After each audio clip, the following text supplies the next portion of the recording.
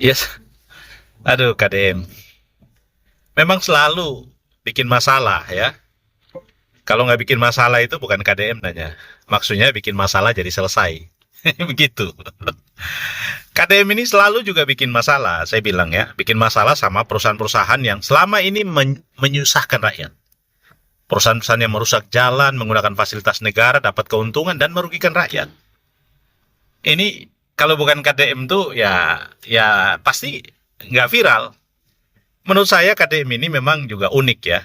Jadi ya dia ini contoh pejabat daerah yang punya komitmen dan bersih, jujur ya, sehingga dia fight dalam soal apapun. Dia berani tarung dengan siapapun sepanjang itu menurut dia berkaitan dengan hal-hal yang menjadi kewenangan dia, menjadi tanggung jawab dia, termasuk pengelolaan negara.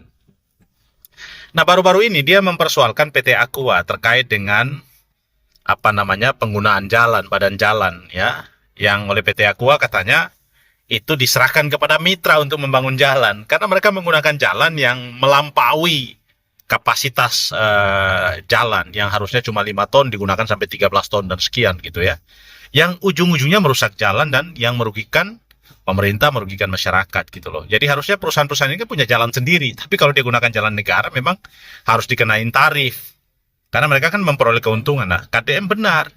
Nah, kenapa Anda bangun jalan lagi? Anda kasih duitnya ke mitra. Pertanyaan saya berarti selama ini duit ke mitra itu dimakan siapa? Kan begitu. Sebelum gubernur KDM itu kan pasti duit mengalir selama ini. Nah, itu pasti dimakan siapa? Ya dimakan hantu pasti. Hantu pejabat maksudnya begitu. Jadi ketika dia kerasin, ya dia bilang, udah Anda bangun rumah. Kalau 1 miliar satu rumah itu 50 juta, ada berapa rumah yang dia bangun? Berarti ini bagus cara berpikirnya. Jadi kita memang harus mencontohi orang-orang yang melakukan terobosan begini, karena kita sudah terlalu lama berada dalam sebuah situasi kondisi yang busuk, di mana pejabat-pejabat kita itu bohongi rakyat semua. Mereka kong kali kong dengan pengusaha, ambil fee-nya, ambil komisinya, buat kebijakan yang menyusahkan rakyat, dan nggak mau pasang badan untuk rakyat, selalu pasang badan untuk pengusaha. Nah, ketika ada pejabat yang pasang badan untuk rakyat begini ya, kita terus terang aja harus backup, harus sokong.